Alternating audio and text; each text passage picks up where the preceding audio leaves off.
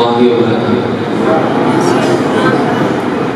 الحمد لله رب العالمين، والصلاة والسلام على سيدنا محمد طه الأمين وعلى آله وصحبه الطيبين الطاهرين ومن اتبعهم بإحسان إلى يوم الدين. وأشهد أن لا إله إلا الله وحده لا شريك له، وأشهد أن محمدًا عبده ورسوله وصفيه وحبيبه وخليله، صلى الله عليه وعلى كل رسول أرسله. قال رسول الله صلى الله عليه وسلم: من صلى علي مرة فتح الله له بابا من العافية.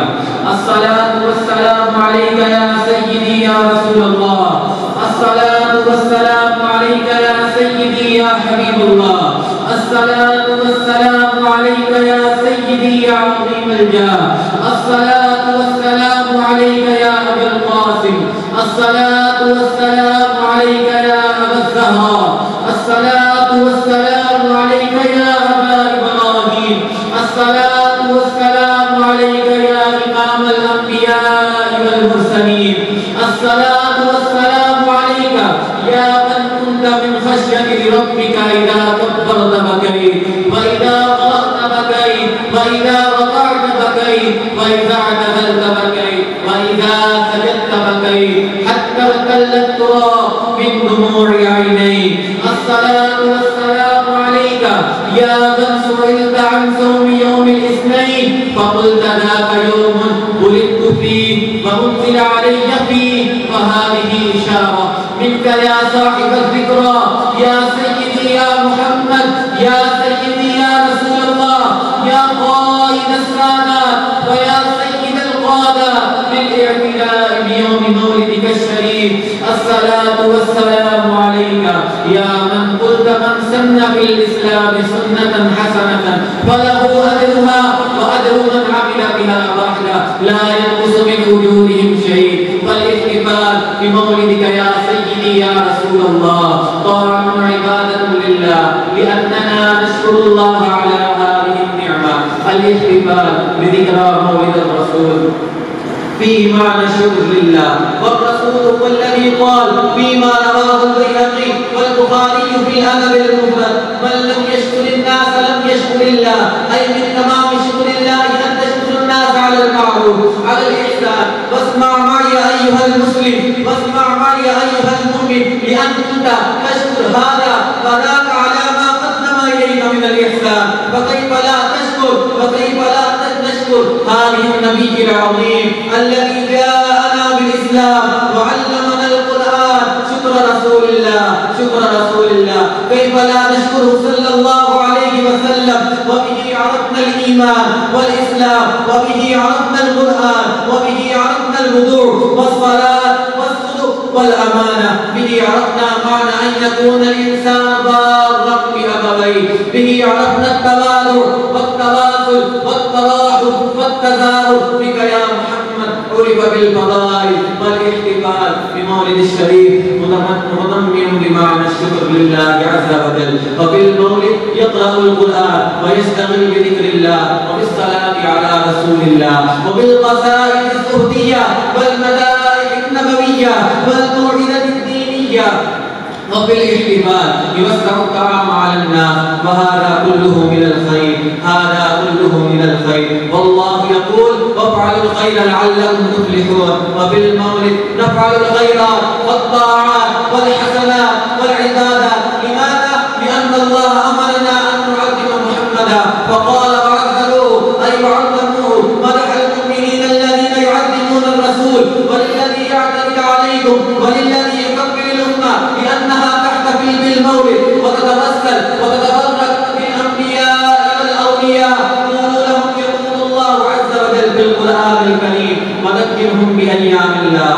قرآن هذه الآية من سورة إبراهيم. ما معنى وذكرهم بأيام الله؟ قال علماء التفسير: أي بنعماء الله، أي بالأيام التي نصركم الله فيها وأظهركم على أعدائكم وأيدكم وأنعم عليكم. وذكرهم وذكرهم بأيام الله. وكيف بمحمد الذي هو النعمة العظمى. محمد هو النعمة العظمى. الاحتفال بمولد محمد يدخل في معنى تحت هذه الآية وذكرهم بأيام الله. كيف لا نذكر وكيف لا نتذكر وكيف لا نحتفل وكيف لا نجتمع على هذه الذكرى الزكية العطرة الطيبة المباركة الشريفة الأنورية الأزهرية الأعطرية، لأن هذا النبي صلى الله عليه وسلم هو الذي قال لنا المرء مع من أحب يوم القيامة. ومن أحب الخلق إليكم من أعلى العالمين رتبة من أفضل خلق الله على الإطلاق هو محمد صلى الله عليه وسلم. محمد نتشرف باسمه وبذكره ونتبرك، ويقول الله عز وجل قل بفضل الله وبرحمته فبذلك فليفرحوا هو خير مما يجمعون. قال ابن عباس وقال علماء التفسير قل بفضل الله وبرحمته أي بالقرآن، وقيل بالإسلام. وهنا سؤال: من الذي جاءنا بالقرآن؟ من الذي علمنا الإسلام؟ من الذي دلنا على الإيمان؟ هو رسول الله صلى الله عليه وسلم. قل بفضل الله وبرحمته فبذلك فليفرحوا. نحن نفرح بنعمة الله، نحن نفرح بمحمد، هو الذي عرفنا على النعم، هو الذي دلنا على النعم. إذا نحن نفرح والقرآن معنا، نحن نفرح بمحمد والقرآن دليلنا. وإن قال لكم مشبه مجسم مكفر للأمة تفعلون ما لم يفعله الرسول قولوا لهم: هل الرسول صلى الله عليه وسلم جمع القرآن في المصحف؟ هل أمر بذلك؟ هم يقرؤون القرآن مجموعا في المصحف ويتبعونه والرسول ما فعل. فلماذا هذا تفعلون والمولد تحرمون؟ لماذا هذا تفعلون والمولد تكفرون من يقوم ويحتفل به؟ هل الرسول عندما أنزل القرآن على الصحابة فكتبته الصحابة؟ هل كان منقوطا؟ هل قال انقضوه بعدي؟ فالمصاحف التي في أيديهم منقوطة أم لا؟ والرسول ما فعل ولا أمر بذلك. فقولوا لهم قبل أن تتكلموا معنا في المولد ماذا تقولون على ذنبكم بما تحكمون على الصحابة وعلى الأمة بأن جمعوا القرآن في المصحف بعد علماء التابعين كيحيى بن أعمر كما روى ذلك ابن أبي داود. المصاحف التي في أيديكم منقوطة والرسول ما فعل ولا أمر بذلك، فلماذا المولد تحرمون؟ أيها المسلمون، وينبغي على المسلم أن يسافر في سبيل الله مع القوافل ويحاسب نفسه من خلال المكر كثير الجوائز المدنية ويقدمه إلى مسؤوله في العشر الأول من كل شهر إن شاء الله تعالى. وآخر دعوانا أن الحمد لله رب العالمين.